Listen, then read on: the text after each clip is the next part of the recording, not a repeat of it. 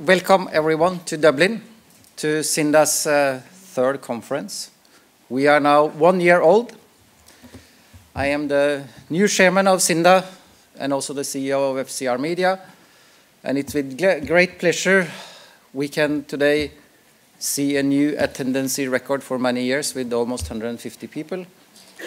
When we started to plan this conference, we were very skeptical to confirm 90 rooms, and some of you cannot sleep in this hotel because there is no more rooms left by the end. So thank you for all of you joining the conference and exceeding our expectations on the number of participants.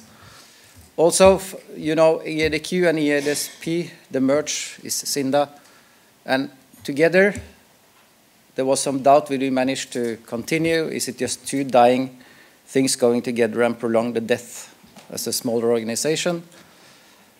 Therefore, it's with some happiness we can announce that this looks like the first year where we will not have loss in membership for the association. That is stabilizing.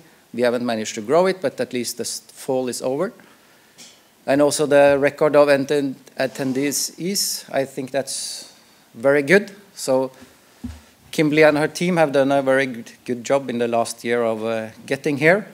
So I hope you will enjoy Dublin and the conference, and that we will exceed your expectations, and we will get even, see over 200 in Prague. So I wish you a nice conference and give the word to Kimberly. Thank you.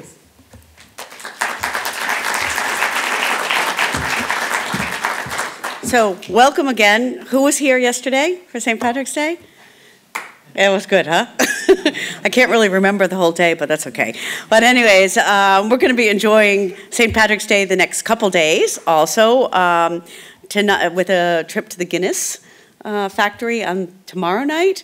And you'll get to learn how to draw your own beer and eat a lot of food with Guinness, so it'll be a lot of fun. A couple housekeeping tonight. Our event is at the Royal Yacht Club, and it's within walking distance, and I'm telling you all that now while I have your attention, because maybe at 5:30 this afternoon I'm not going to have your attention, okay? And the Royal Yacht Club is when you come out of the hotel, go right, go left, sorry, I'm already telling you to go around, go left, okay?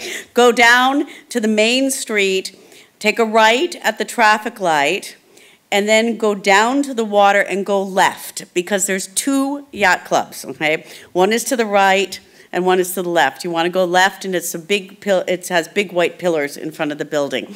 And so it's a 3-minute walking distance. And the name of it is? Royal Irish Yacht Club. So, okay.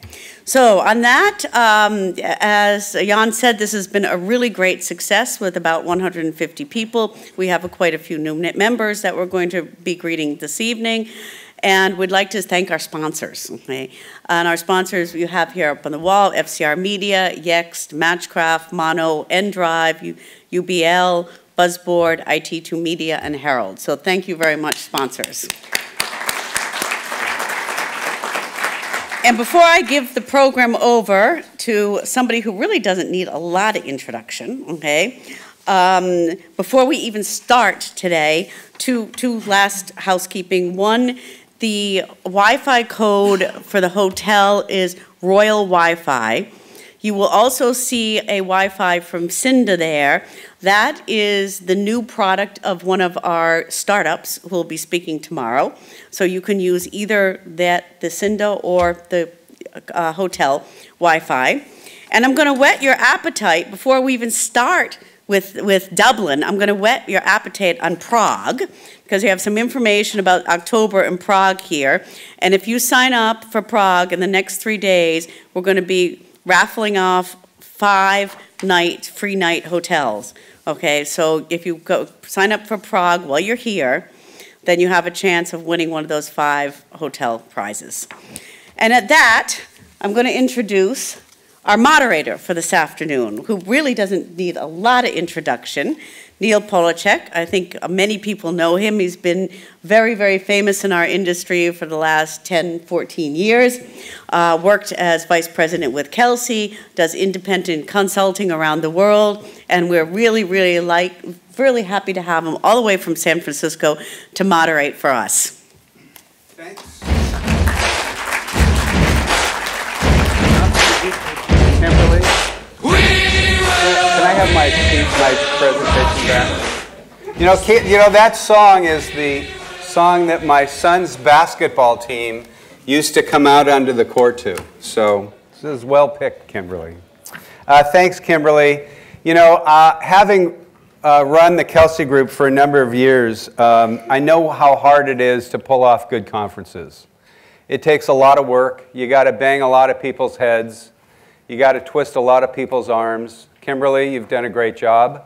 It's now up to all of us, those who are up here speaking, those of you who are out there sitting and listening, to ask good questions, to engage. This is really about you. It's not about the people up here. It's really about you. And so I really encourage all of you to, get engaged, ask questions. I'll call on people if people don't want to ask questions at some point. Okay? So Kimberly asked me to talk here, and she asked me to talk about surpassing search. What are the trends and what new technology is supporting these trends?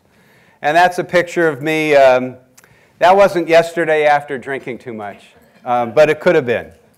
And as she said, I speak at a lot of events. I'm currently an advisor to Buzzboard and doing some other advisory work to other companies in this space. And I'm really glad and delighted to be here. So I thought some of you might feel like this today. But as I started to talk to people, I think people actually spent more time partying the night before, because yesterday, I guess, was a bank holiday here in Ireland. And so people didn't party quite as much last night, and most of you probably don't feel like that today. But who does feel like this morning? Anybody? Nobody feels like that. Oh, that's a great crowd. Kimberly, you can raise your hand. So as a industry analyst, prognosticator, I've had some statements out there for a long time. I went back, I actually looked at some old presentations in 2004, 2003, speaking at various board meetings that I've spoken at. And I pulled out some of the statements I made in those presentations, just to give some context about sort of where this industry is and what is this industry and where is it going. And I remember saying very clearly, I know Matt Booth was with me at the Census Leadership Conference in 2007, when I said, nobody should launch a print Yellow Pages. And that was in front of 600 sales reps who were selling print Yellow Pages. But what my point was is at that point in time, the internet had so much taken over that to start and launch a print Yellow Pages at that point in time was a bad idea. Brooke Ackhurst, who was the president and CEO, didn't like to hear that. But I think the reality was nobody really would have started one then and probably shouldn't have, because the world has changed quite a bit. I've talked a lot about the importance of verticals and how critically important they are and how that is really changing how SMBs and consumers engage, and the importance of specialized vertical channels able to engage more deeply with the SMB merchant. I think that's going to show itself to be equally important. I probably said that 6 or 7 years ago. I also wrote about and talked about how IYPs couldn't deliver like local search. Now, IYPs deliver good information, but the door into most of that is through search today. 85%, 95% of most of the traffic is going through, in the world, maybe not in your country, is going through some sort of search platform, be it on a desktop or on a phone. And I think I said back then that search was going to cream skim the best advertisers. People understand what that term means, take off the best advertisers for their own business. And I think the search business did that pretty well. And I also remember recommending to a lot of people that they develop a content strategy. And if you look around, not a lot of that has gone on terribly well. So I dug a little deeper, and I have this very clearly written in a recommendation to a YP company in 2004. The sales channel must become believers of the combined print-online proposition. While pursuing transformation, alternative channels must be developed for verticals as a hedge against failure. This is 11 years ago. 11 years ago, and Paul's nodding his head, Paul Plant, because I don't know that that much has really happened. And he's agreeing with me, I think, over there. And that's what's striking is that, you know, with all the change that's gone on in the last 11 years, I'm not sure many people have really faced up to this notion. And so that's sort of the context of where, you know, we're going to talk today and in the next couple days, and what I'm going to talk about a little later this morning or this afternoon. Now, here's one thing I should have said and frankly should have done. I should have taken all the money I could possibly find and dump it into a stock called Apple. That's what I should have done. That's what maybe some of you have done. I think if some of you actually took everything you had and put it all on Apple, you'd be at the beach or on the golf course or running a philanthropic company of some sort. But you know, if you look at that, it's staggering. It's a staggering representation of how that company is every day influencing and changing our lives as consumers, as businesses, as companies, as SMBs. Really quite staggering. And some would say that valuation, which I pulled off the internet a couple days ago, might be too high. Some might even say it's too low. But it's staggering. $750 billion. Staggering. So there have been some big events in the lead up to where we are today. I'd like to go through them just as a matter of context and setting sort of things straight. 95, the internet becomes widely available. People used to ask us at the Kelsey Group when, you know, sort of print yellow page usage was going to fall off the rails. When was it really going to start to take a big decline? And we very clearly pointed to 2010 as that year. And 2010 was 15 years after the internet became widely available. And it was really because people who were 15 and 20 years old in 1995 would be 30 and 35 years old by 2010. And their behavior and habits will have been formulated by a whole different set of tools out there, a whole different set of way people engage and find information. And I think we were, you know, generally pretty true that 2010 was probably the year when things really started to slide on the print side of the equation. I think Neg Norton could probably attest to what year that was, but it was pretty close to 2010, as they track that information pretty regularly. So 2000, the broadband situation accelerates. More and more consumers have access and businesses have access to not just the internet, but to the broadband experience. And then 2005, we get 3G and its 3G and 4G's the predecessor to 3G or 4G, which was 3G. So now it's even faster. And then I think a very significant thing happened 7 years later, and that's the phone. And that seems to have had you know, a pretty tectonic effect on where people's opportunities have resided.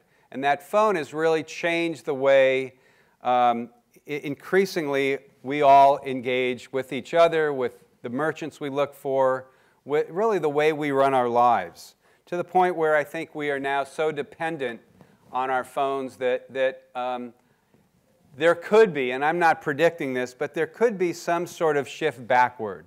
I know that I saw a thing, a post on Facebook the other night.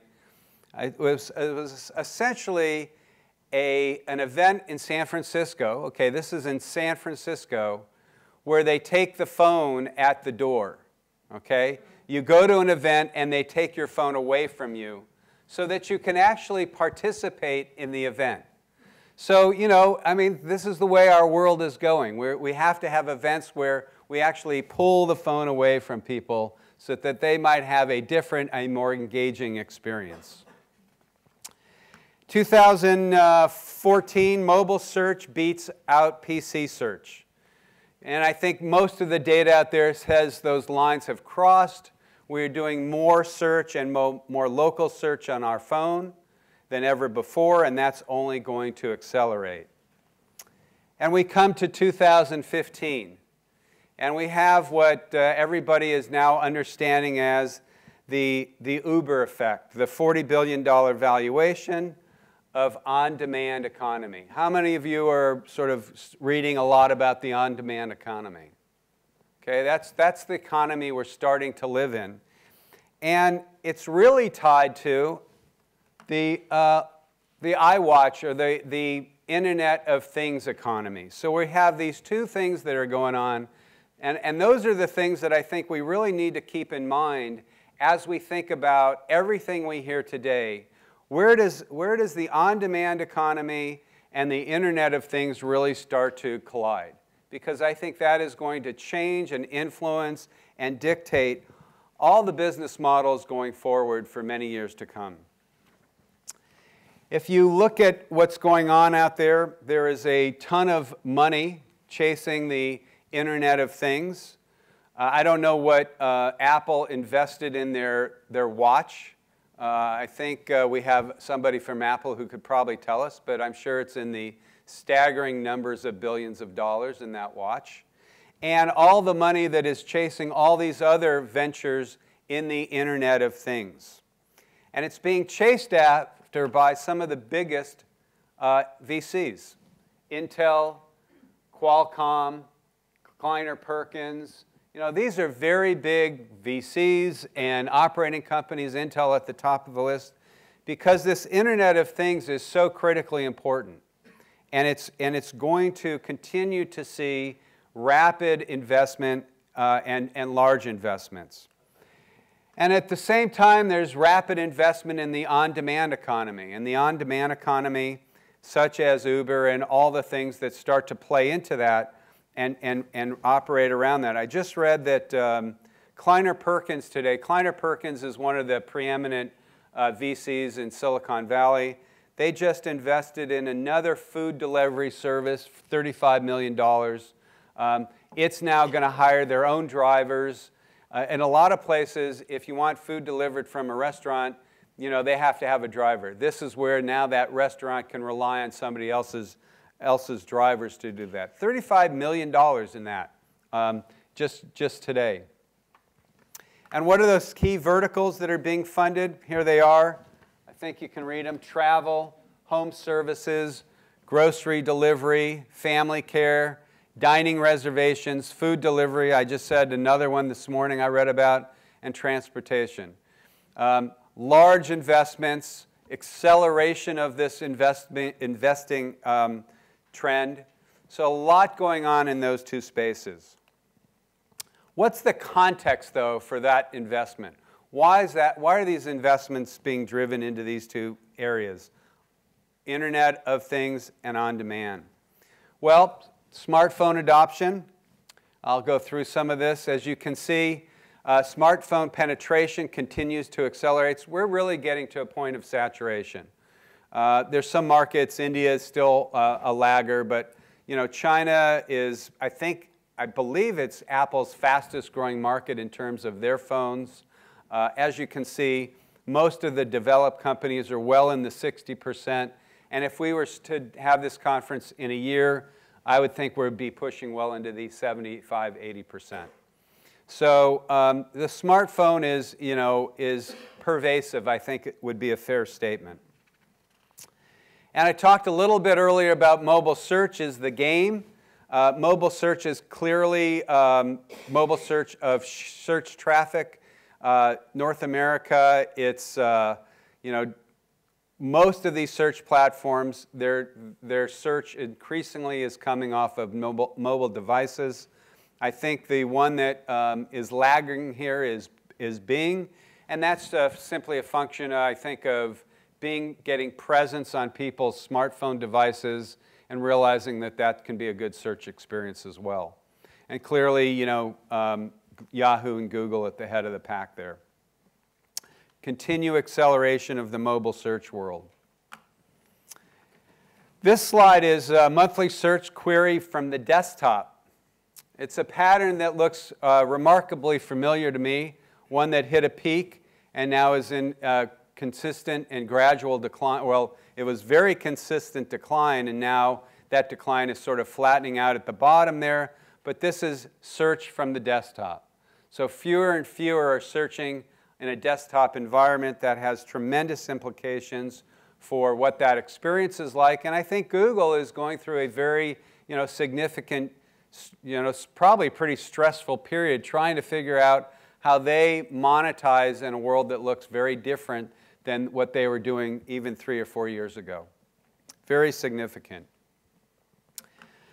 And then we live in a new world of digital word of mouth. It used to be that you could ask a business owner where to get your best customers, and they'd say, oh, it's word of mouth, it's referral. And that was usually truly word of mouth.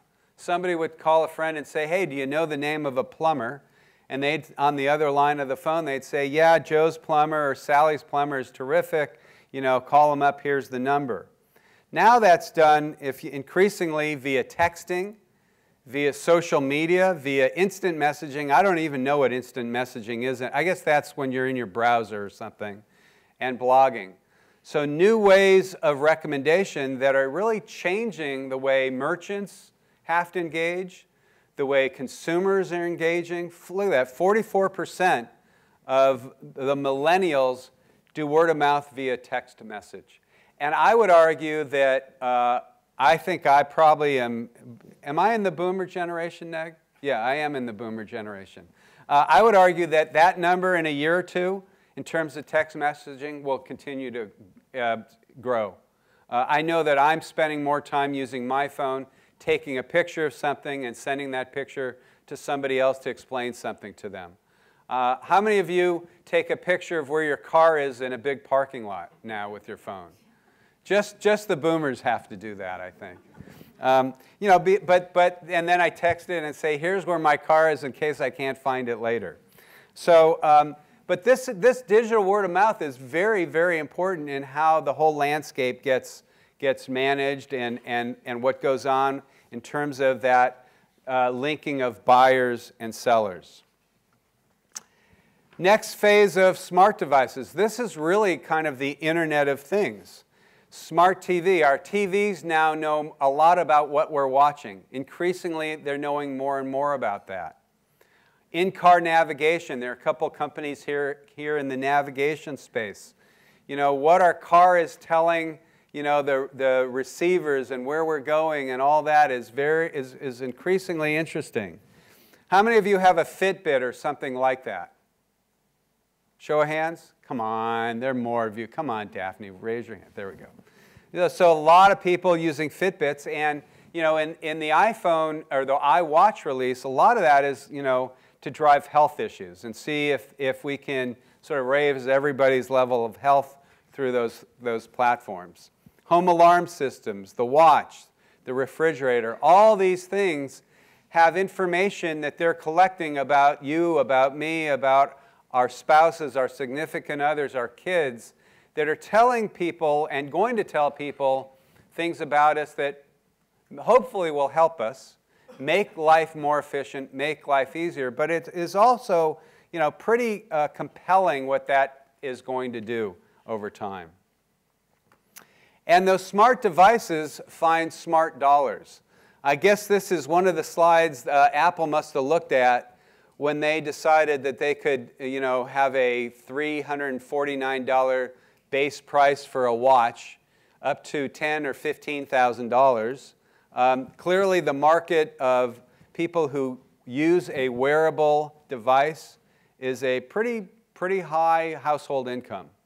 That would be in the upper 1%, maybe upper 2% in most developed countries, and it'd be off the chart in developing countries at this point.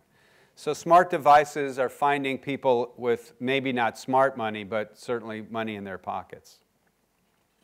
And then the shift to the phone pay.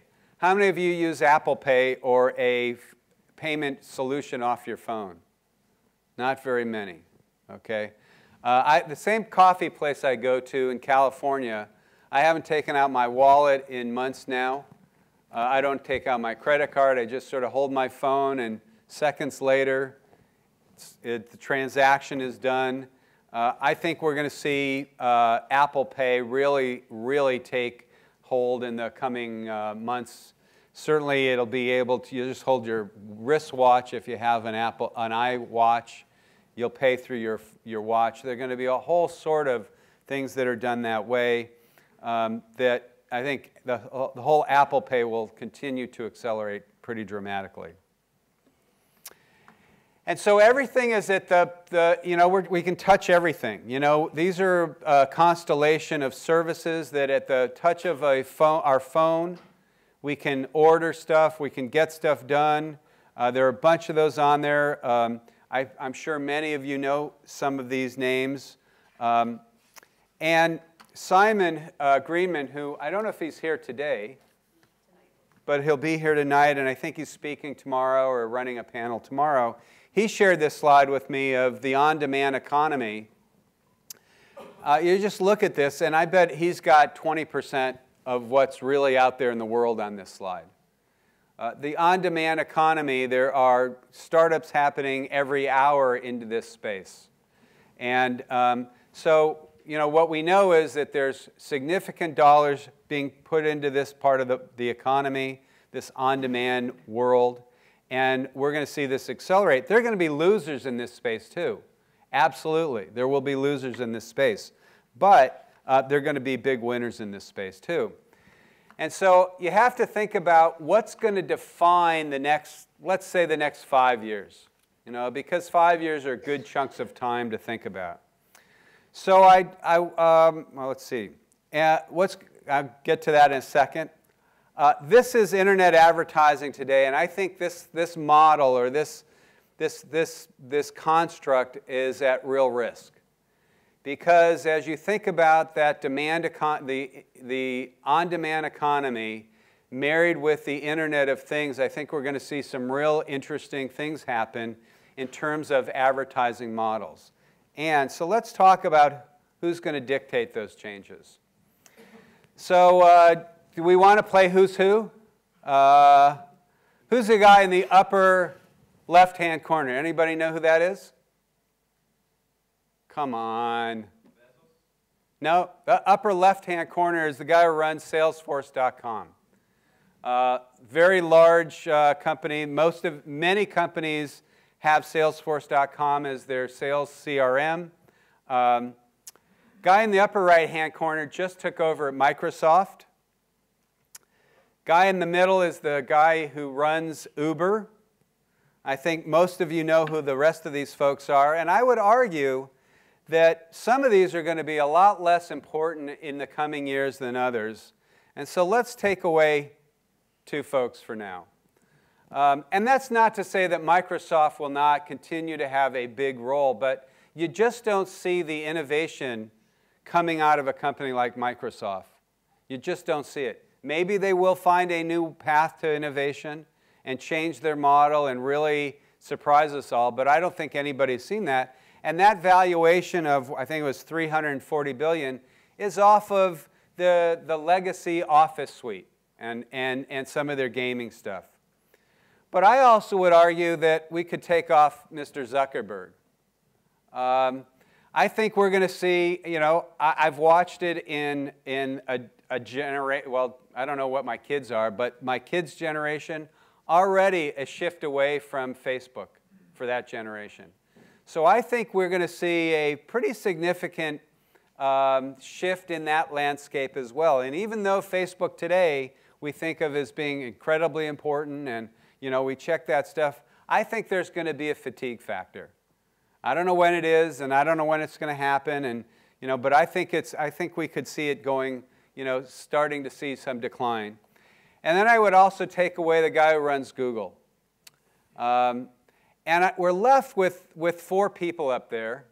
Guy who runs Apple. I think Apple's clearly with a market cap of almost $750 billion and is continuing to change the way we do things.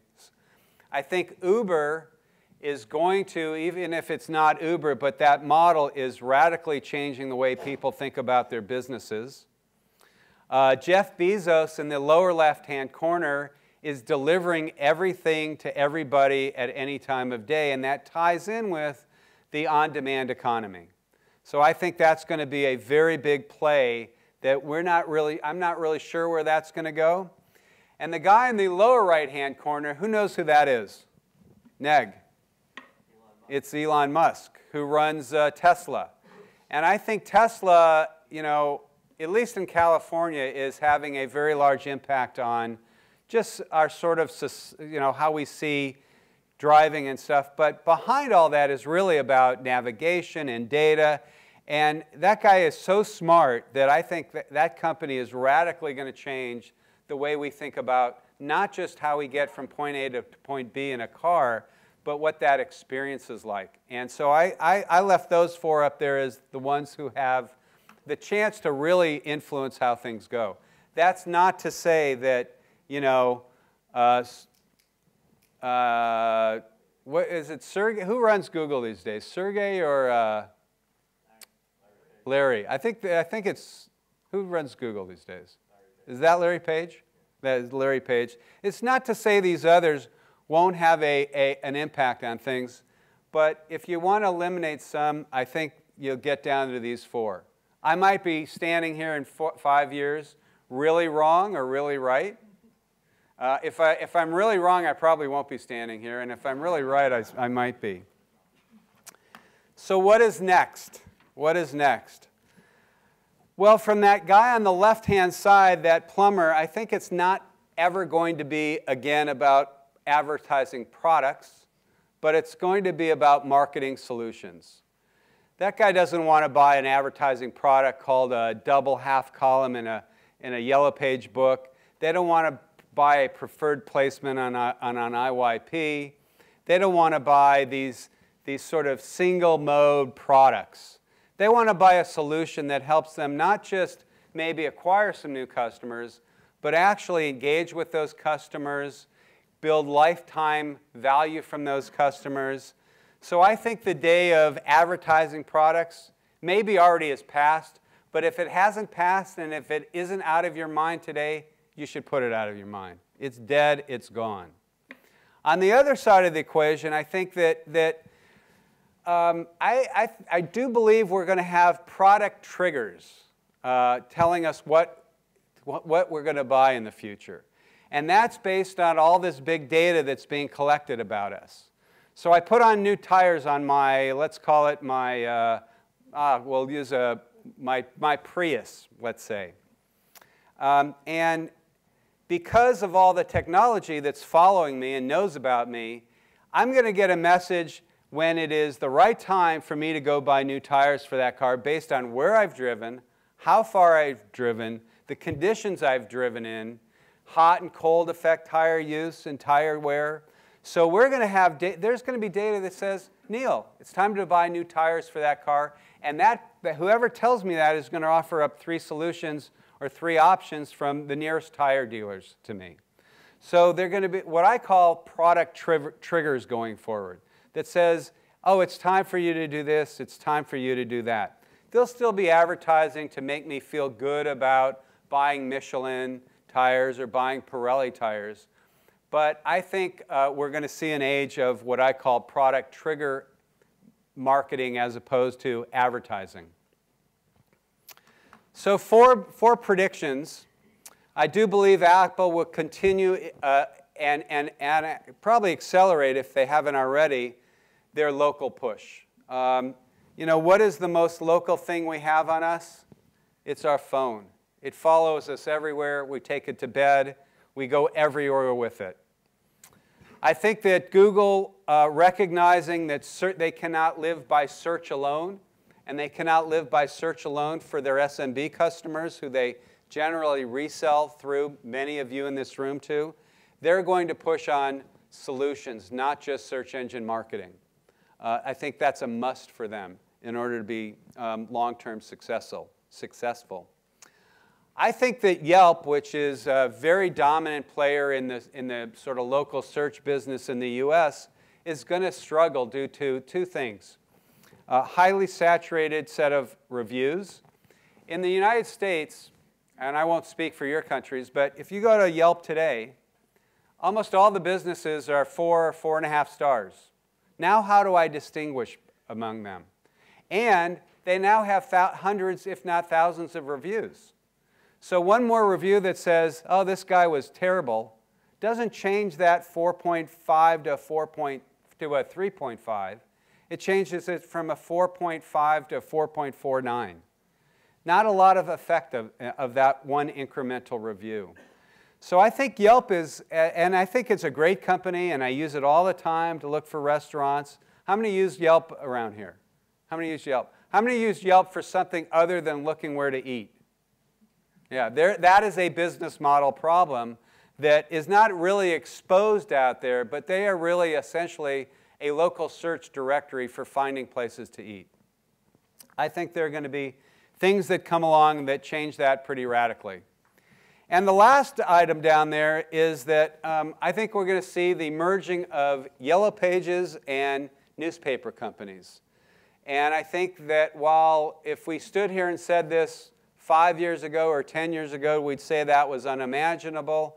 I think it's increasingly now a must because it's about traffic, it's about efficiency of sales, it's about scale, it's about a bunch of things that are going to drive those two kinds of companies together.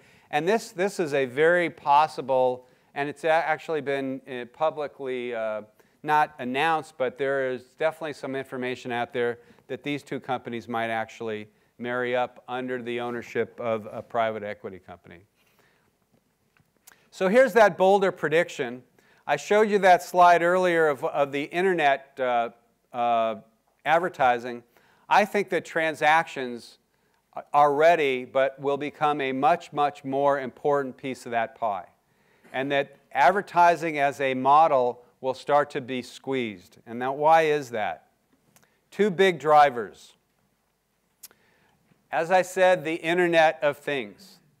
My Nest, which is that thermometer in the upper right-hand corner, tells a lot about when I'm home, how I like the temperature in our house. The watch is going to tell us a bunch of stuff. The thing in the lower left-hand corner is the Internet device on the refrigerator that sort of is a stocking device. It tells what I've put in and what I've taken out.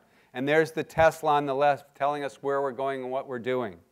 So all these things are giving people signals about me, signals about you, signals about your wife or your kid or your significant other. All these massive numbers of signals are being aggregated. And then there's the on-demand piece. All right? So these are the on-demand, platforms. These are just a few. All of those, again, are about me the consumer. So what happens when you put the two together? On the left-hand side, you have mounds and mounds of data. Tons of data out there about us. Increasingly, more and more data about us, about what we're doing, about our transactions, about our music tastes, about everything we do. How many of you use Spotify? That's a big data machine. That's all it is.